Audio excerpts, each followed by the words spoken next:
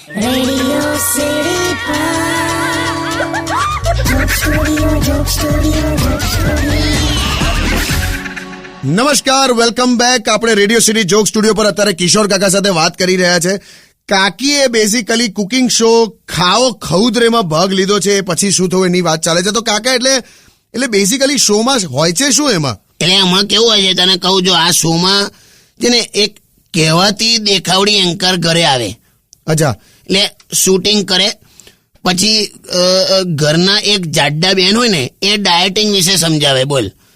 અને છેલ્લે પેલા એન્કર બેન ખરા ને એ ચમચીથી બધું ચાખે અને પછી હોશિયારી મારે કે કે મનીષાબેન બહોત સ્વાદિષ્ટ ડીશ બનાવી છે તમે.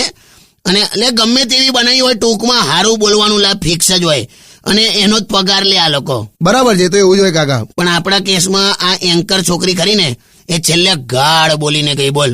શું વાત કરો છો? એ છે ને છોકરી સંસ્કારી હતી જ નહીં. બે ચાખવામાં સંસ્કાર કઈ આવ્યા વચ્ચે?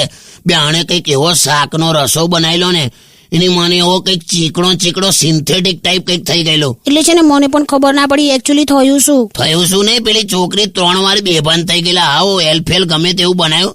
એટલે તું ચાખે ને તો માણસ ગુલાટ ખાઈ જાય યાર. તો પછી કાકા એટલે એ શાકનું કર્યું શું? ના, એ જે રસો હતો ને એ અત્યારે હવે છે ને પેલું હિંચકામાં અને પેલા ગેટમાં પેલું ચૂં અવાજ આવ્યા કરે ને એમાં રેડું છું. એ રસો એટલો ઉપયોગી, પણ સાલો અવાજ બંધ થઈ જાય છે. તે હવે તો સોસાયટી વાળા લઈ ગયા છે, 2 સીસી લઈ જાય છે. એટલે ટૂંકમાં શાકમાં તો ના ખવાયું, પણ એનો ઉપયોગ આ રીતે થયો. ગમે તો હોય, હિંચકો હોય કે ગેટ હોય, છેવટે મારું શાક એ લોકોએ તો ચાખ્યું ને. હટને હવે જાને. તું એક કામ કરને, તું કંઈક બીજું વગાડ, કેમ કે એના કિસ્સા તો હું તમને હમણાં કહેતો જ રહીશ બ્રેક પછી. પણ કંઈક આમ મસ્ત કંઈક વગાડ, કંઈક એકદમ મારા જેવું સરસ વગાડ. હા, અને વાગે એવું જ વગાડ ની જાતને. Only on Radio City.